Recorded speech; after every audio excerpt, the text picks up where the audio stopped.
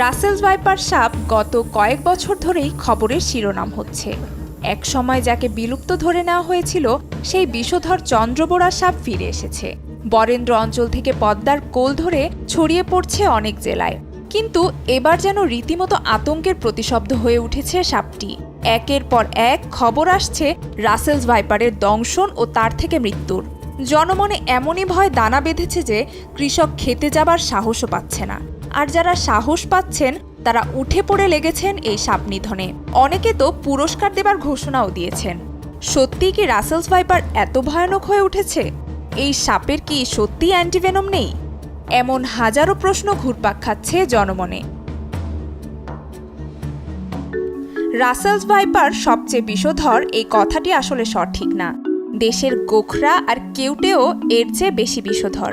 মানুষের মৃত্যুও হয় মূলত এই দুই প্রজাতির সাপের কামড়ে। স্বাস্থ্য অধিদপ্তর বলছে ২০২৩ সালে ৪ লাখ সাপের কামড়ের ঘটনা ঘটেছে। এতে ৭,৫০০ মানুষের মৃত্যু হয়েছে। এর মধ্যে বেশিরভাগ মানুষই মারা গেছে কালাজ ও গোখরার কামড়ে। রাসেলস ভাইপারের কামড়ের মৃত্যুর সংখ্যা খুবই নগণ্য।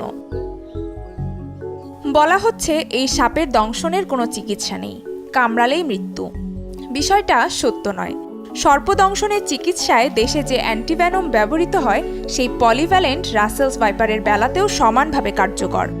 বিশেষজ্ঞরা বলেন সাপে কামড়ানোর ১০০ মিনিটের মধ্যে আক্রান্ত ব্যক্তিকে হাসপাতালে নেওয়া গেলে তার বেঁচে যাওয়ার সম্ভাবনা প্রায় ৯০%। তবে এই সাপের বিষ হেমোটক্সিন প্রকৃতির। এই ধরনের বিষে থাকা এনজাইম রক্তনালীর ভেতরেই রক্ত জমাট বাঁধিয়ে দেয়, ফলে কোষগুলো ক্ষতিগ্রস্ত হতে শুরু করে। কিডনি সহ অন্যান্য অঙ্গ প্রত্যঙ্গগুলো দ্রুত ক্ষতিগ্রস্ত হয়। এজন্য অ্যান্টিভেনম দেওয়ার পরেও চেক আপ করানো জরুরি। অনেকে বলছেন এই সাপ ভীষণ খ্যাপাটে, তেড়ে এসে কামড় দেয়। আসলে অন্যান্য সাপের মতো রাসেলস ভাইপারও আক্রান্ত না হলে কাউকে আক্রমণ করে না। দেখতে অনেকটা একই রকম হওয়ায় অনেকে অজগর ভেবে ধরতে যান। এতেই আক্রমণাত্মক হয়ে ওঠে সাপটি।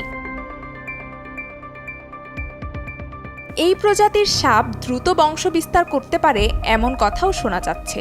অথচ রাসেলস ভাইপার ৬ মাস গর্ভধারণের পর ২০ থেকে ৪০টি বাচ্চা দেয়, যার বেশিরভাগই প্রাপ্তবয়স্ক হওয়ার আগেই নানা কারণে মারা যায়। আমাদের ইকোসিস্টেমে রাসেলস ভাইপারের মতো বিষধর সাপ খেয়ে ফেলে এমন প্রাণী যেমন বেজি, গুইসাপ, ঈগল কিংবা অন্যান্য বিষধর সাপ যেমন শঙ্খিনী, কোবরার সংখ্যা দিন দিন কমে যাচ্ছে।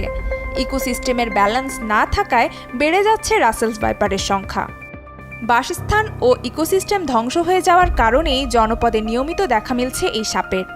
তবে তাই বলে রাসেলস ভাইপার দেখামাত্র মেরে ফেলাটাও কাজের কথা নয়। প্রতিদিন খবর মিলছে দলবল মিলে এই সাপ পিটিয়ে হত্যার। আতঙ্কে বিভ্রান্ত মানুষ অন্য প্রজাতির সাপও মেরে ফেলছে রাসেলস ভাইপার মনে করে। কিন্তু সাপও পরিবেশের জন্য অত্যন্ত প্রয়োজনীয়। সাপ কমে গেলে ইঁদুরের প্রাদুর্ভাব বাড়তে পারে, যার প্রভাব পড়তে পারে কৃষিতে। তাই বরং রাসেলস ভাইপার নিয়ে আতঙ্কিত না হয়ে সাবধানে চলাচলের পরামর্শ দিয়েছেন বিশেষজ্ঞরা। সন্ধ্যার পর লাইট নিয়ে বের হওয়া, ঝোপঝাড় এড়িয়ে চলার মতো ছোট ছোট সাবধানতা মেনে চললেই সাপের কামড় থেকে অনেকাংশে রক্ষা পাওয়া সম্ভব। আর সাপ যদি কামড় দিয়েই দেয় তাহলে ওঝা বা কবিরাজের কাছে গিয়ে সময় নষ্ট না করে দ্রুত হাসপাতালে নিয়ে চিকিৎসা নিতে হবে। জেলা পর্যায়ের সরকারি হাসপাতালগুলোতে বিনামূল্যে অ্যান্টিভেনম দেওয়া হয়। নুসরাত আহমেদ উর্নিশা, যমুনা নিউজ।